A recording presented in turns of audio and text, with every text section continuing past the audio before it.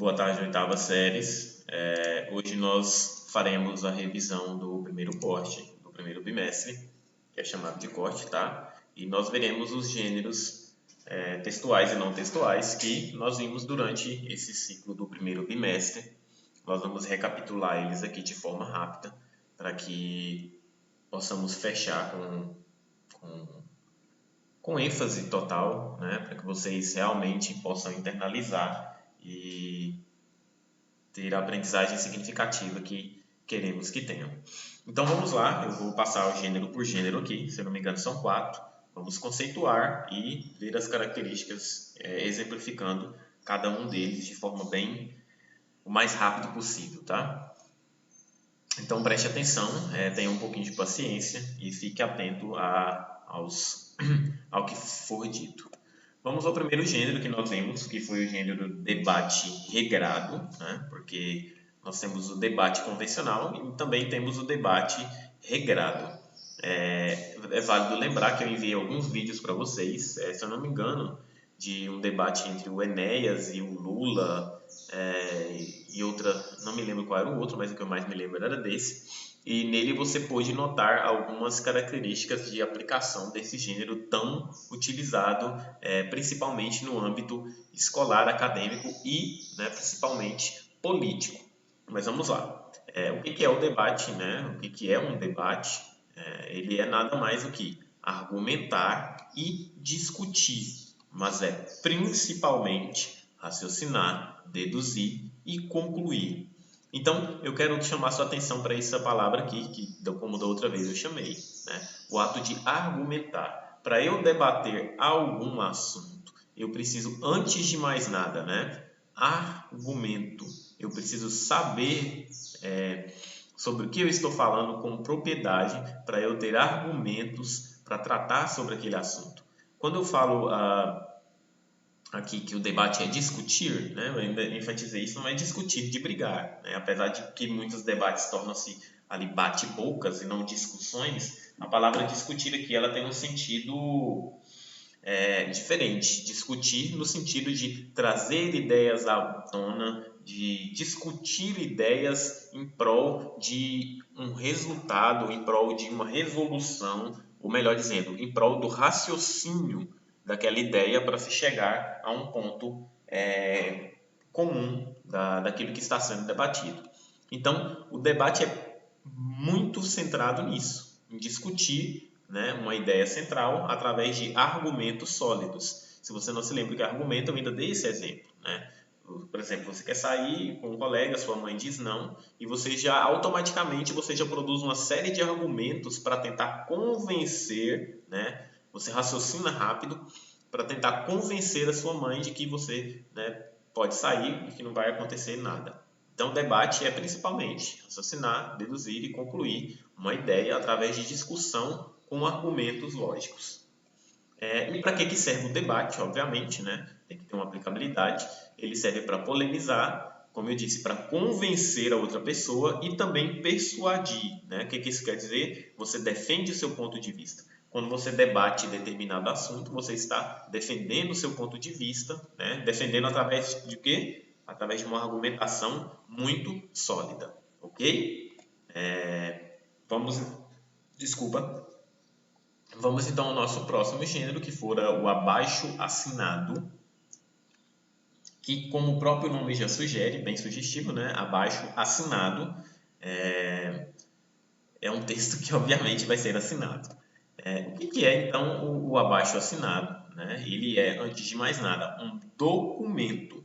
Então lembre, o abaixo-assinado ele é um documento, tá? Só que ele não é um documento individual, ele é um documento coletivo e ele serve para pedir, reivindicar a uma autoridade, né, sobre alguma coisa, né? Você precisa ali fazer uma manifestação, um apoio, demonstrar solidariedade, ou queixar-se, protestar, enfim, qualquer uma dessas coisas é para isso que o abaixo-assinado serve, né? Como ele é um texto em caráter de documento, ele vai ter uma linguagem ali muito formal, né?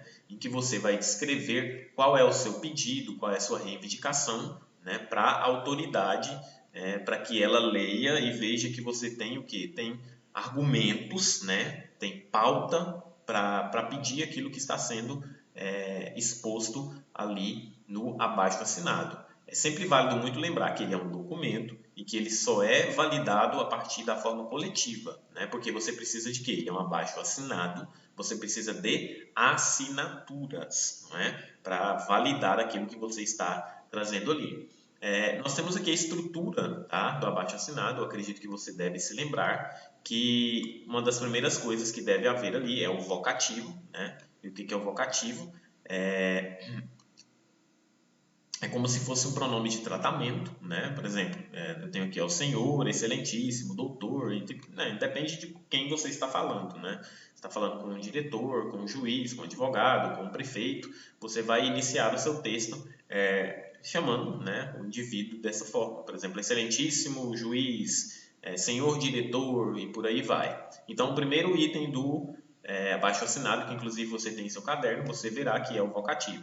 O segundo é o corpo do texto, obviamente, onde você vai, né, descrever, posicionar a sua solicitação, vai mostrar argumentos. Por exemplo, se você quer fazer uma solicitação sobre os buracos na rua, então você vai explicar, vai dar sugestão, vai cobrar sobre o que deve ser feito.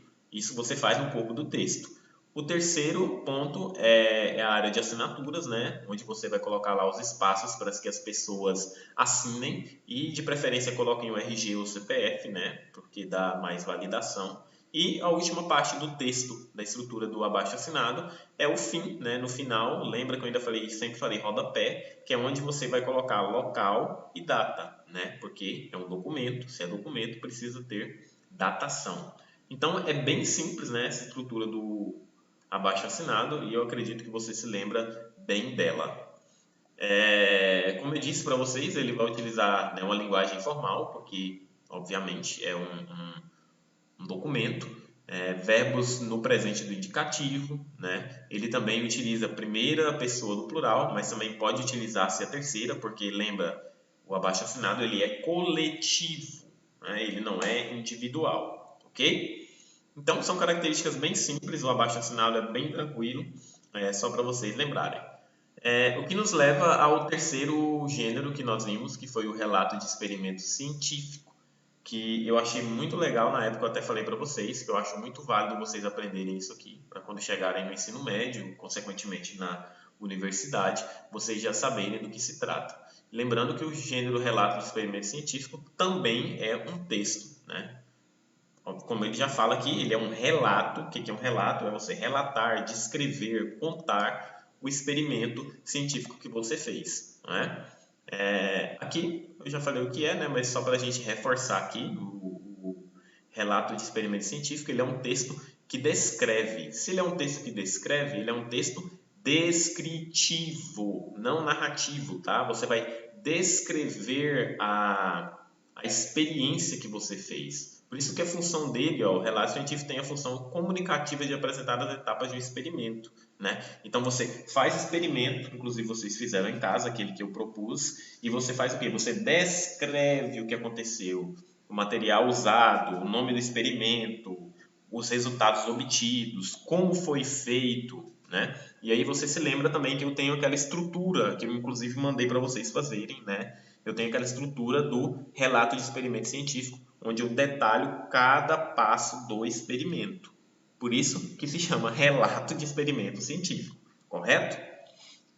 O que nos leva ao último gênero que nós vimos, que foi o gênero conto. Esse aqui é um gênero do grupo literário, né? Ele é um gênero narrativo, né? O primeiro ponto que eu quero destacar dele é isso, e que ele é um gênero narrativo. E o que é narrar? Narrar nada mais é do que contar uma história. Diferente do relato que é descrever, aqui você tem que narrar história, e se ele é literário, as histórias podem ser verdadeiras ou inventadas, ok? Esse é o mais legal do gênero conto. Lembrando ainda que eu até apontei para vocês, esses aqui são os elementos, né, os elementos principais. Os contos, eles precisam ter, né, geralmente, uma história, né, que contém ação, né, porque as coisas precisam acontecer. Precisa ter um narrador, Os contos também, eles têm um lugar, né, um espaço determinado, fazenda, casa, rua, enfim, uma época determinada, né, um tempo. Né? Quando você lê as histórias, você vai perceber muito claramente que isso está inserido lá. E, por fim, as personagens. Né? Você tem personagens primárias, secundárias, terciárias, protagonistas, antagonistas, que são os vilões, e por aí vai. O conto é muito simples, pessoal, porque ele está atrelado justamente àquelas histórias, às fábulas e tudo mais, né? São contos, alguns contos infantis, e nós temos as ramificações dos contos, contos de terror, de humor, de aventura, enfim, uma infinidade de contos. Aqui nós temos aquela estrutura que eu apresentei para vocês, que seguindo isso aqui você não erra, né? São os 4 pontos principais para se produzir um conto. Primeiro, introduzir, depois desenvolver, depois atingir o clímax e, por fim, concluir. Como assim? Você introduz apresentando a sua história, os personagens, né? Por exemplo, eu até dei o exemplo da Chapeuzinho Vermelho, em que é um conto até curto, onde você conhece a Chapeuzinho, sabe quais são as intenções dela, onde ela mora, o que ela faz e para onde ela vai. Depois tem o desenvolvimento, que também é chamado de complicação, que é quando a Chapeuzinho vai para casa da avó dela e tem um problema com o lobo e tudo mais. E aí o clímax, que é aquele momento em que ela encontra o lobo, que é o momento de maior problema da história. E por fim você tem o desfecho, né? A conclusão, que é o que aconteceu ao final da história, né? Lembrando que sempre não precisa ser um final feliz, pode ser um final trágico, né? Já pensou se o final da Chapeuzinho Vermelho fosse trágico? Seria bem mais legal, mas como é um conto para criança, né? A história precisou ter um final feliz, entre aspas. Então é isso, né? Foi de forma bem rápida. Eu espero que vocês tenham compreendido, relembrado e tenham realmente internalizado todos os gêneros que nós vimos. Então é isso, um abraço e até a próxima.